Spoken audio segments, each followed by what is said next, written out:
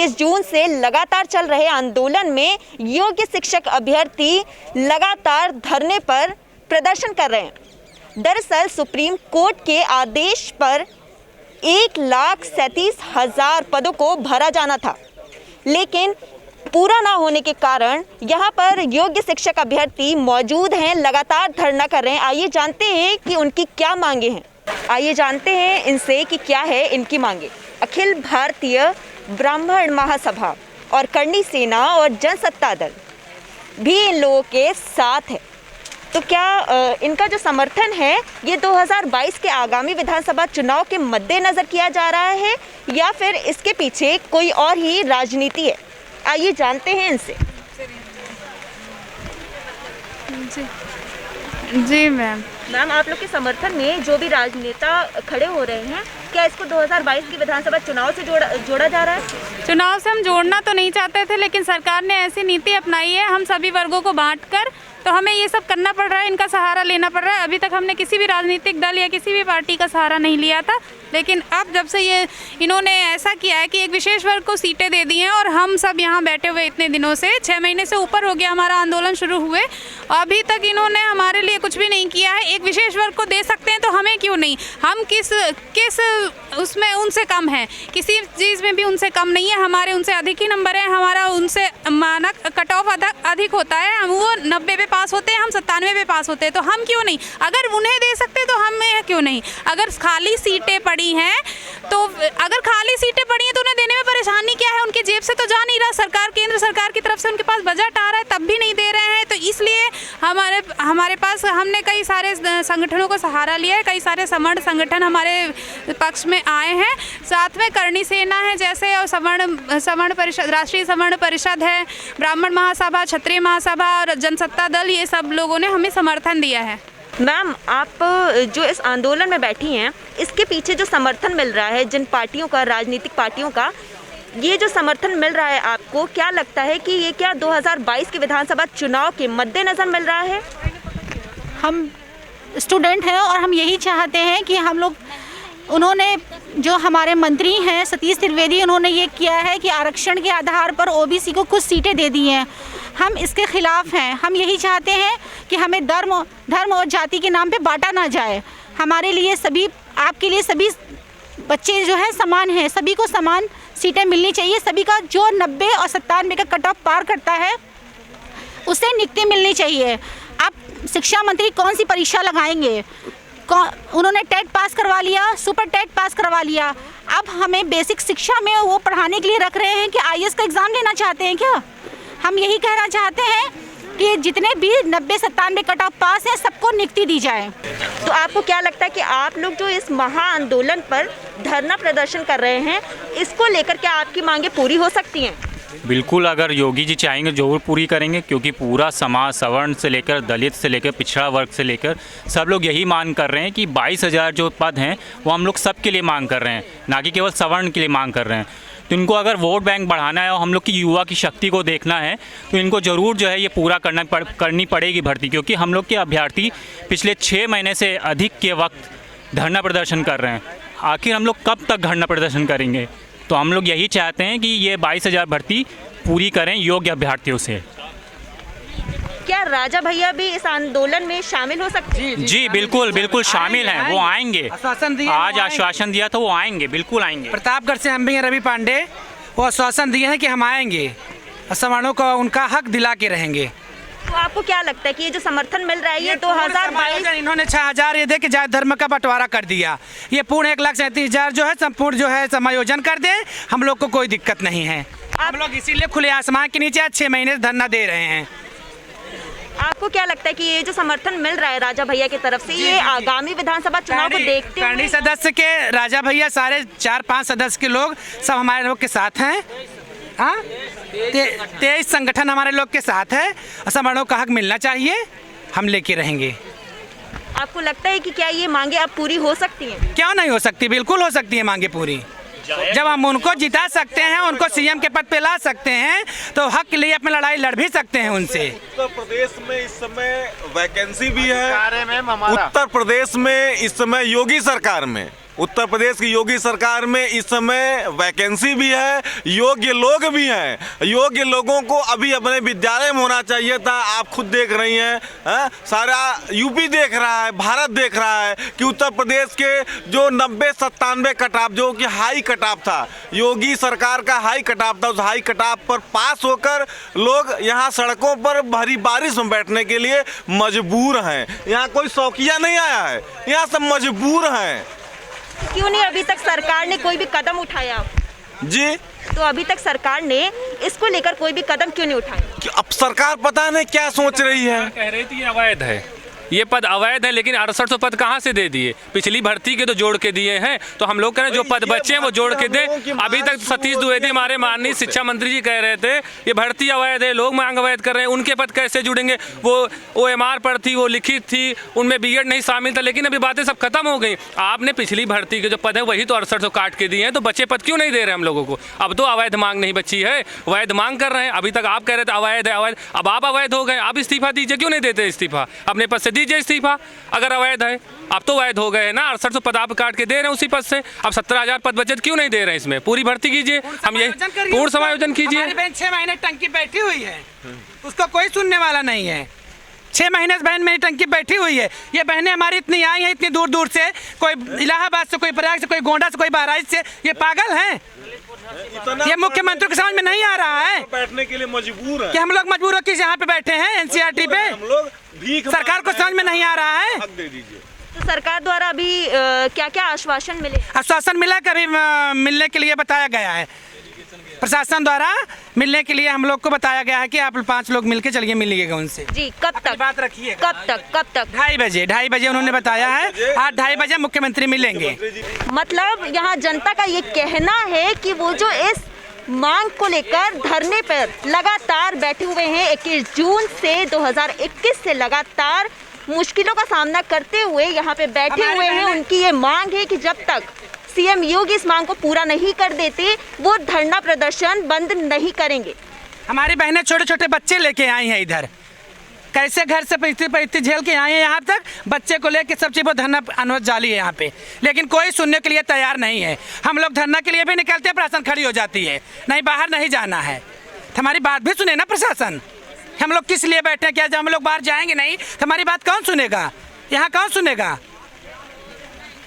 एक लंबा समय बीत चुका है इसके लिए। ये कम से कम जो है 3-4 साल पुरानी बात हो गई। 69,000 वैकेंसी, अभी तक जो है इसका समाधान 3 साल इसका समाधान नहीं जो समझ में आ रहा है कि ये कैसे कंप्लीट करेंगे ये।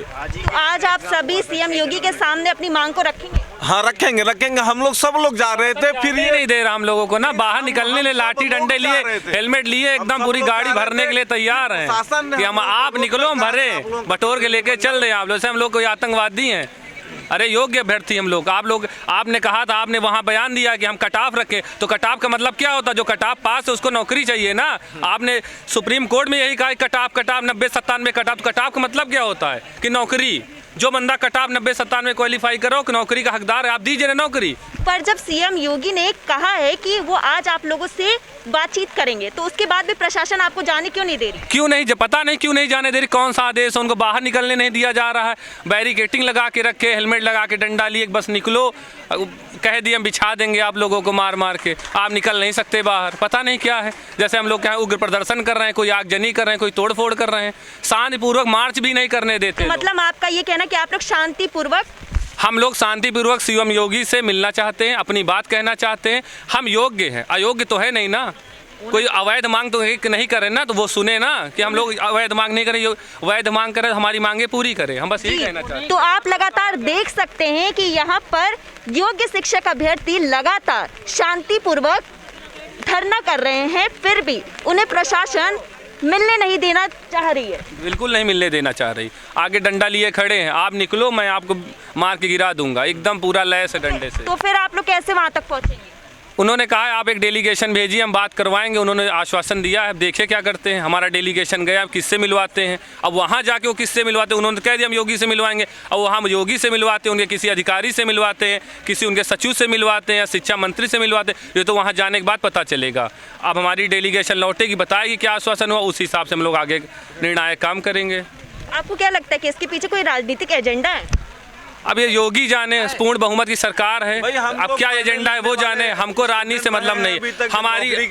हमारी नौकरी लगेगी, हम उनको चुनाव ड्यूटी करेंगे। रंग दिया जा रहा है अब इसको राजनीतिक रंग दिया जा रहा है, हम लोगों को बांटा जा रहा है।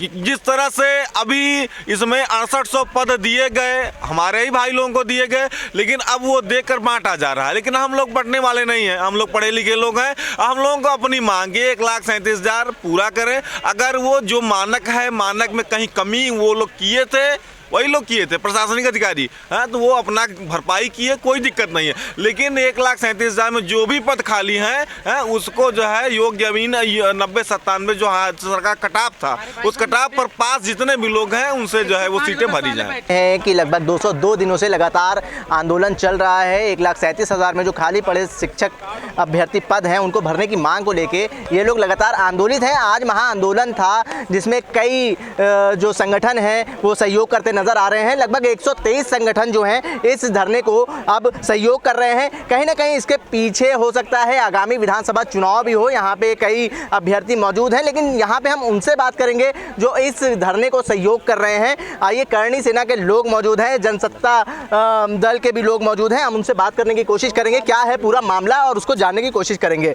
202 दिनों से लगातार जो आंदोलन चल रहा है शिक्षक भर्ती अभ्यर्थियों का, अब उस आंदोलन को कई संगठन सहयोग करते नज़र आ रहे हैं। और यहाँ पे सौर आर्मी के प्रमुख सर्वेश पांडे भी मौजूद हैं, उनसे हम बात करेंगे।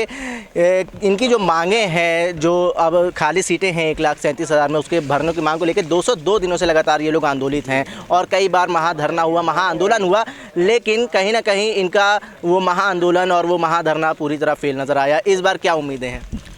देखिए, हमारे समाज के तमाम बच्चों बच्चियों ने आंदोलन किया और लगातार वो 6 महीने से धरने पर बैठे हुए हैं और हर बार कहीं ना कहीं झूठा आश्वासन मिला, कहीं लाठियां भी बरसाई गई हमारे बच्चों के ऊपर। लेकिन इस बार इसीलिए हम कई संगठन के लोग यहाँ पर आए हैं। जैसे हमारे आदरणीय दादा गजेंद्र त्रिपाठी जी हैं, आप सवर्ण महासंघ फाउंडेशन से, मैं सौर आर्मी से हूँ, करणी सेना से भाई लोग हैं, राष्ट्रीय सौर परिषद से हैं। अपने भाइयों को न्याय दिलवाने के लिए यहाँ आए हैं। हम लोग आंदोलन कर रहे थे, पुलिस वालों ने हमें रोका और उन्होंने कहा कि सीएम साहब ने कहा है कि एक 5 सदस्यीय टीम भेजिए, हम मुलाकात करेंगे। तो हमारी जो 5 सदस्यीय टीम है गई है मिलने और मुझे उम्मीद है कि कहीं ना कहीं न्याय मिलेगा। पिछली बार भी कुछ सदस्यों की टीम गई थी जो सतीश द्विवेदी से भी मुलाकात करी और उप मुख्यमंत्री दिनेश शर्मा से भी मुलाकात हुई, लेकिन कोई हल नहीं निकला। इस बार मुख्यमंत्री से मुलाकात हो रही है, उम्मीद है कि कुछ ना कुछ हल निकलेगा। जिस तरीके से जो 69,000 शिक्षक भर्ती में ओबीसी घोटाला था, उसमें कुछ उनको जो सीटें थी देने का ऐलान हुआ है, तो क्या किस तरीके से देखते हैं आप कि ओबीसी जो शिक्षक भर्ती अभ्यर्थी थे उनको सीटें दी गई हैं और स्वर समाज के जो लोग थे उनको नहीं दी गई है, इसको किस तरीके से देख रहे हैं? ना कोई ओबीसी घोटाला था, ना कोई दलित घोटाला था। ये जो सीटें थी इनको सामान्य प्रक्रिया में भरना चाहिए था, स्पेशल किसी जात को सीटें नहीं देना चाहिए था, लेकिन इन्होंने गलत किया है। 6800 सीटें आरक्षित वर्ग को दे करके। हमारे यहाँ जो बच्चे बैठे थे इनकी यही मांग थी कि जो आरक्षण की प्रक्रिया है 22 और 27 और 50, उस हिसाब से सबको भरा जाए, लेकिन सामान्य वर्ग को दरकिनार करके सिर्फ 6800 सीटें आरक्षित वर्ग को इन्होंने दिया है, जो कि समाज के साथ बहुत बड़ा अन्याय है और यह अन्याय बर्दाश्त नहीं किया जाएगा। उत्तर प्रदेश की सत्ताधारी पार्टी भाजपा को स्वर्ण समाज से जोड़ के देखा जाता है, कहीं ना कहीं उनके हितायती माना जाता है। यहाँ पे और भी संगठन के लोग मौजूद हैं, उनसे भी हम बात करेंगे कि क्या स्वर्ण समाज इस फैसले से कहीं ना कहीं नाराज़ है। उनके जो काम है इस बार सत्ताधारी पार्टी के भाजपा के बुलंद करते नज़र आए, क्या नाराज़गी है आप लोग बता सकते हैं इस सरकार से? देखिए, सवर्ण महासंघ फाउंडेशन ने पूर्व में भी ये बात कहा है कि सरकार सवर्णों को बांटना चाहती है। अभी 16 सदस्यीय जो टीम बनी है वो ब्राह्मणों के लिए बनी है। ठीक, संवैधानिक व्यवस्था में हम ब्राह्मण नहीं हैं, हम अपर कास्ट हैं और सरकार चाहती है हम ब्राह्मण, क्षत्रिय, वैश्य, कायस्थ, भूमियार, त्यागी में बटें। बटने वाले नहीं हैं, इस बार ये जाने वाले हैं। लगता है क्या उम्मीदें हैं जिस तरीके से ओबीसी आरक्षण के तहत सीटें दी गई हैं इस बार इनको क्या जो एक डेलीगेशन गया है आपकी तरफ से क्या उम्मीदें हैं क्या आप लोग को कुछ फ़ायदा पहुंचेगा? देखिए ये जो बात है उम्मीद की तो अभी जो हमारी 5 सदस्यीय टीम गई है अभी वो यहाँ जब आएगी तो वो बताएगी क्या बात हुई क्या बात नहीं हुई तो उम्मीद वहाँ से दिखेगी। और जो बच्चे 6 महीने से बैठे हैं वो आगे भी बैठेंगे अगर उनको न्याय नहीं मिलेगा तो। आप लोग पूरी तरीके से इनको समर्थन दे चुके हैं, अगर इनकी मांगे पूरी नहीं होती तो क्या नतीजा निकलेगा? उत्तर प्रदेश में 22% सौरों की आबादी है और मैं आपके इस चैनल के माध्यम से सभी सौरों का आह्वान करना चाहता हूं और बताना भी चाहता हूं कि आपका बच्चा, आपकी बेटी, आपकी मां, आपकी बहन यहां धरना दे रही है और अगर आप बूथ मजबूत करने में लगे हो तो आप इससे बड़ा शर्म का विषय नहीं है। 22% वोट है, हम सीएम बने या ना बने लेकिन हमारे बिना कोई सीएम नहीं बन सकता। और मैं सभी राजनीतिक लोगों को बताना चाहता हूं और अपने समाज के भाइयों को बताना चाहता हूं, ब्राह्मण ठाकुर में बटोगे तो कटोगे, ब्राह्मण ठाकुर में बटोगे तो कटोगे। आपकी आबादी सवर्णों की 22% है, उस सवर्ण होकर के लड़ोगे तब आपके बच्चों को फायदा होगा। और जात का टाइटल देकर किसी नेता का अगर आप समर्थन करते हो ध्यान रहे आपके अगर 1 लाख बच्चे बेरोजगार घूमेंगे तो इसका अभिशाप आपको ही लगेगा। अच्छा ये बताइए, आप जैसे स्वर्णों की बात कर रहे हैं, सतीश द्विवेदी शिक्षा मंत्री वो भी स्वर्ण है, उप मुख्यमंत्री दिनेश शर्मा वो भी स्वर्ण है, तो क्या वो आप की मांगे क्यों नहीं पूरी कर पा रहे हैं? क्या उनके जो ओहदा है वो कहीं ना कहीं इस्तेमाल नहीं कर पा रहे हैं उसका? एक जवाब मैं आपको बताना चाहता हूं कि क्षत्रिय महाराणा प्रताप भी थे, क्षत्रिय मान सिंह भी थे, बस आप समझ जाइए। शिक्षक भर्ती अभ्यर्थी हैं, क्या लगता है क्या उम्मीद है आपको इस बार पूरा दमखम दिखा के आप लोग अपनी बात मुख्यमंत्री तक पहुंचा रहे हैं, क्या लगता है कि इस बार आपकी मांगे पूरी होंगी? मैं तो उम्मीद करती हूँ कि मुख्यमंत्री जी अच्छा होगा कि हमारी मांगे पूरी करें और हम जो पास हैं वो सब खास हैं, हम सबकी आवाज़ सुने और हम सबको न्याय दें। अगर न्याय नहीं दिए तो 2022 में हम निर्णायक तरीके से इनको अपनी वोट की चोट दे करके इनके साथ पूरा न्याय कर देंगे, इसमें कोई कमी नहीं रहेगी क्योंकि ये प्रबुद्धजीवी वर्ग है।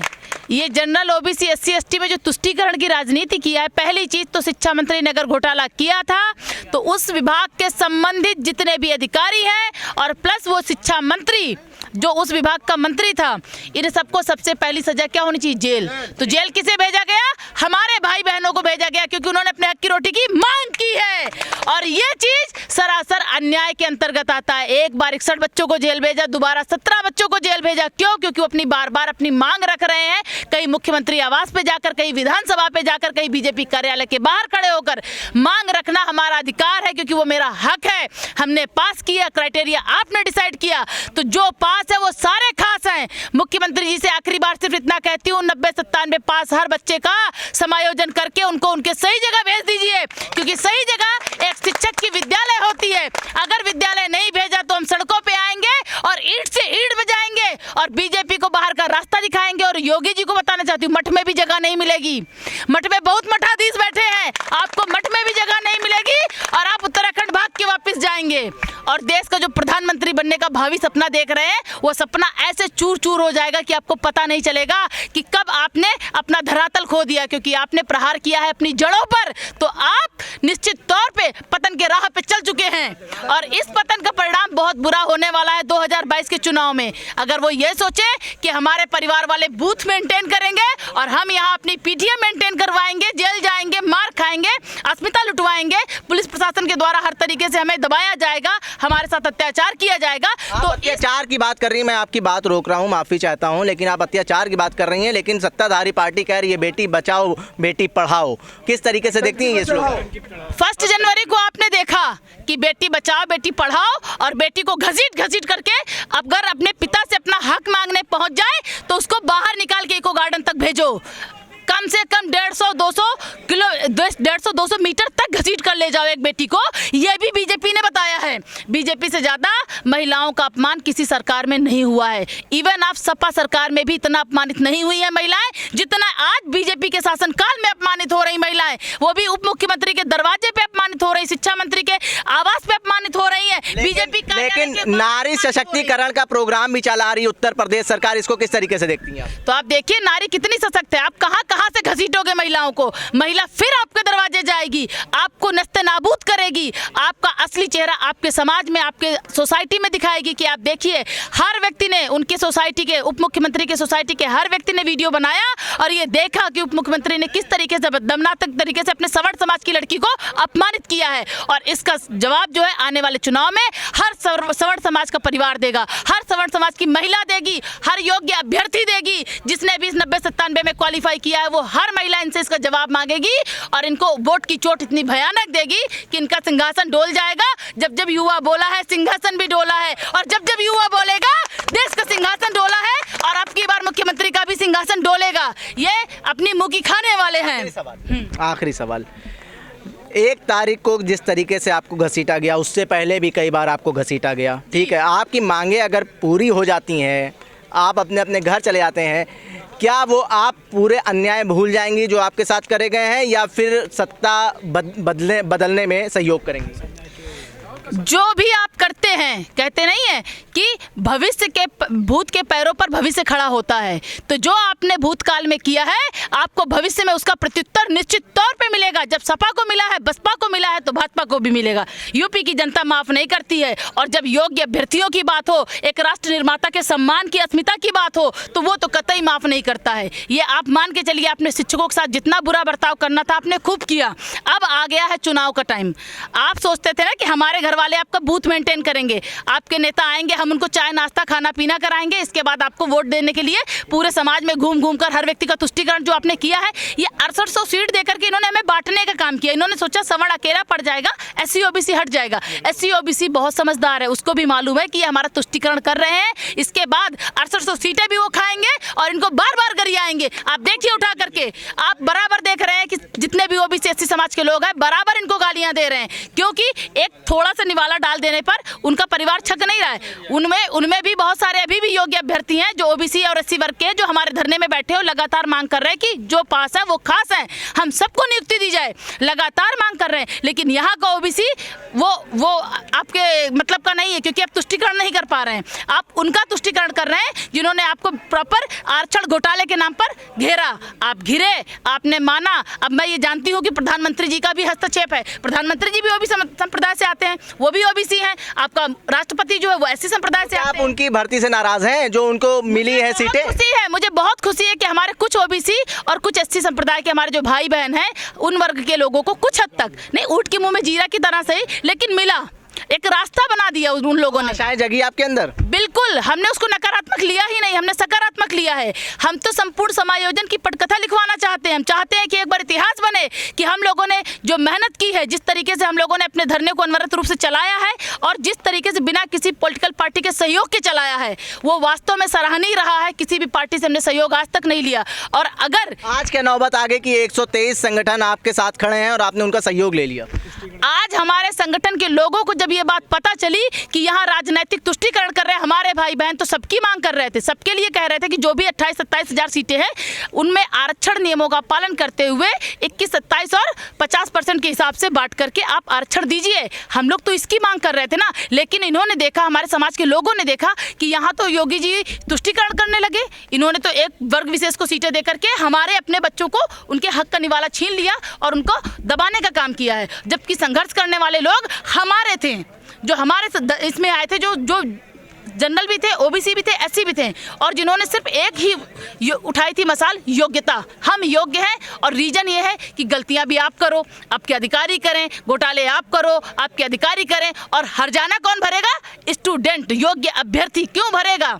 बताइए क्यों भरेगा? हमारा काम था परीक्षा देना, अपना सर्वश्रेष्ठ प्रदर्शन करना, वो मैंने किया। 150 में 118, 120 नंबर लाकर मैंने अपना 100% प्रदर्शन दिया है कि मैं योग्य हूँ, और मैंने इतना अच्छा पैरामीटर क्वालिफाई किया। अब हाँ, हम फूलकली नहीं बन सकते, डीजे वाले बाबू नहीं बन सकते कि हम 145, 148 नंबर ले आए। ये तो चमत्कार ही हो सकता है। सर्वेश पांडे जी, आखिरी सवाल आपसे। उत्तर प्रदेश विधानसभा चुनाव करीब है, क्या मुद्दे रहेंगे सौर समाज के, ये अगर आंदोलन को हटा के सामने देखा जाए?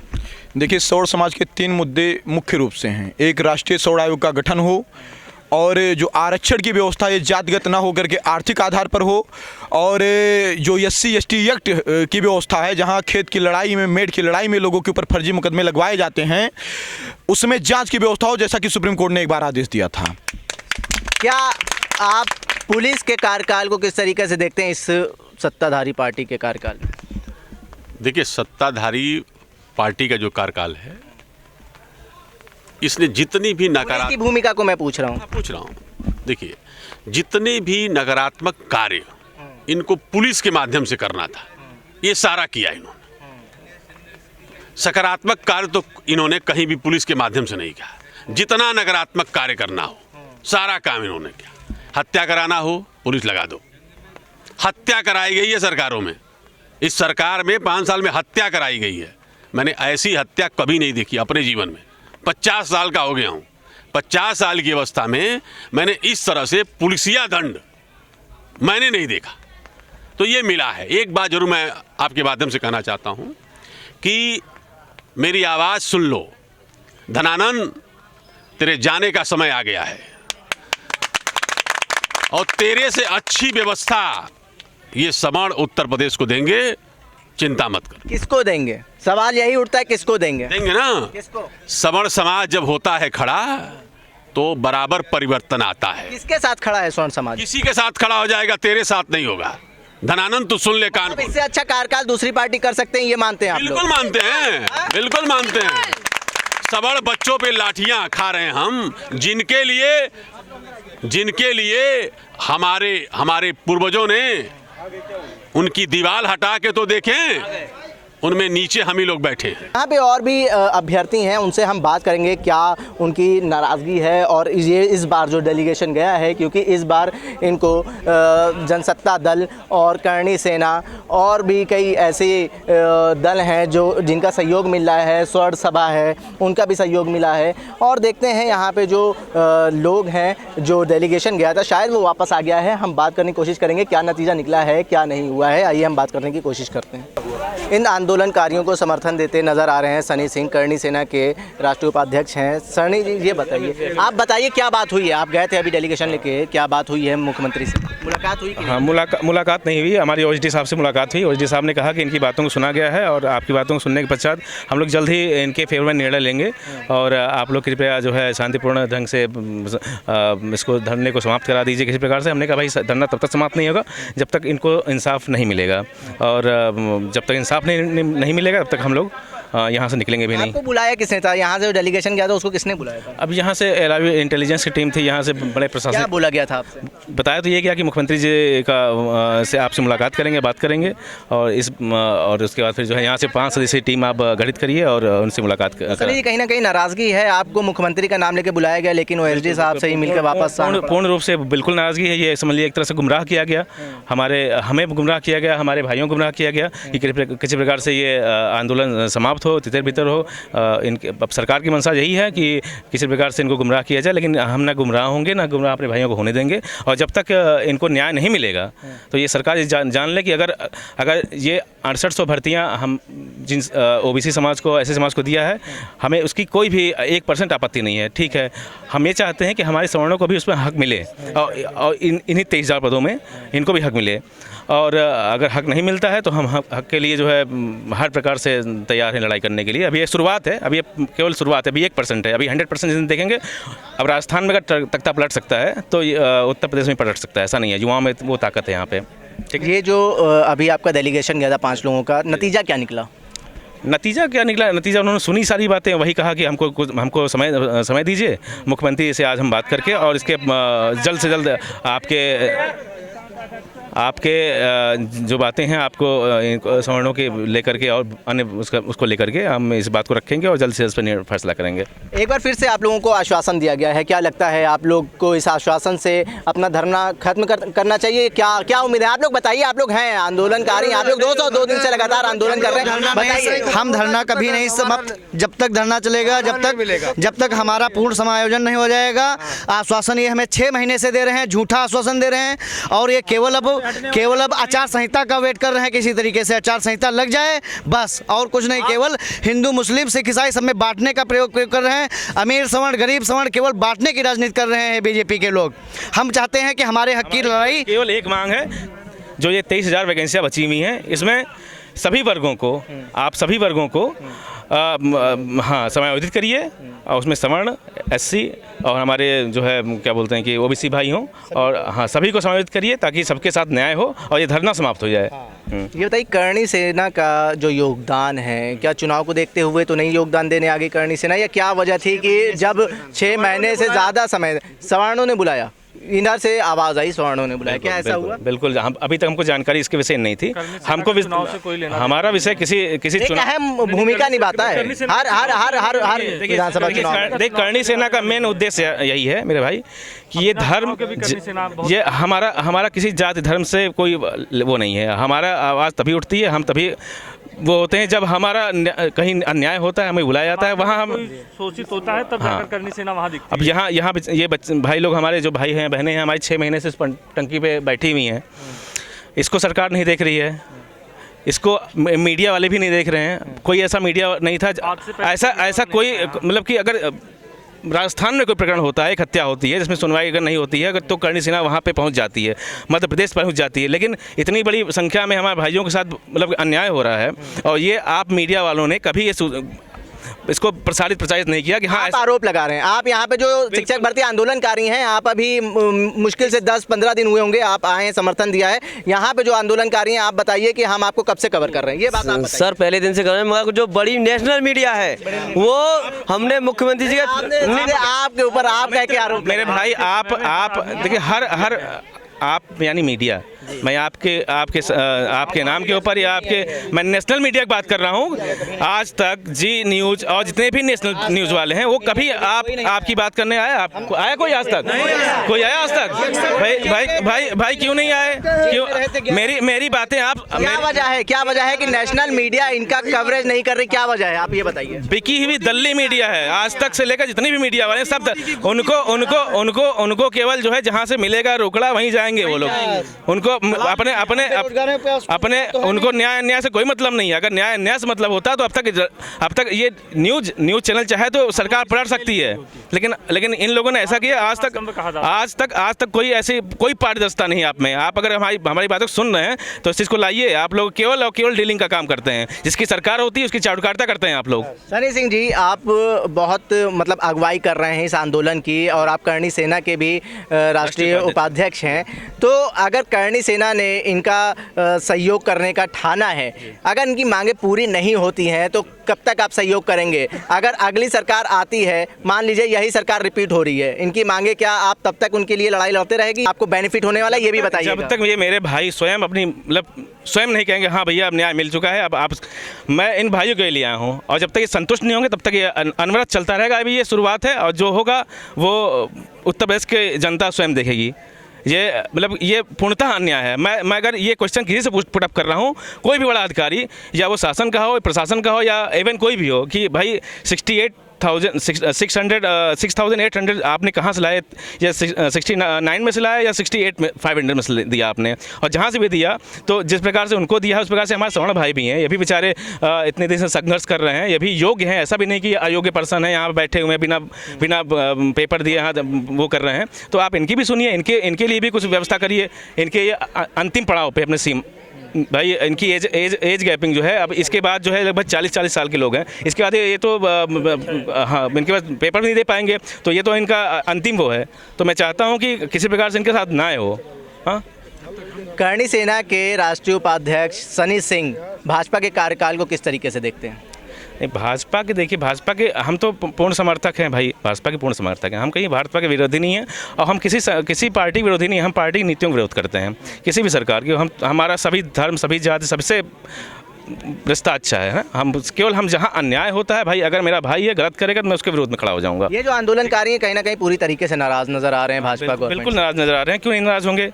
इनके साथ अन्याय होगा तो नाराज़ बिल्कुल होंगे। इनका क्या, अब ये 6 महीने से यहाँ पानी में, झाड़े में यहाँ पे अपना समय व्यतीत कर रहे हैं, तो नाराज़गी ही है ना। बिल्कुल लगातार चलता रहेगा, पूर्ण समर्थन रहेगा जब तक अंतिम सांस तक समर्थन रहेगा। और ये शुरुआत है। और मेरे भाई जो भी करणी सेना के पूरे ऑल ओवर उत्तर प्रदेश में और हिंदुस्तान में अगर मुझे सुन रहे हैं, तो ये जानिए कि इस लड़ाई को हमें जीतना है। हर हाल में आपको मेरा साथ देना पड़ेगा। चाहे जो भी गवर्नमेंट किसी भी परिस्थिति में सपा बसपा किसी की कोई भी गवर्नमेंट है, जब तक इन्हें न्याय नहीं मिलेगा तब तक सनी सिंह पूरी संगठन के साथ रहेगी।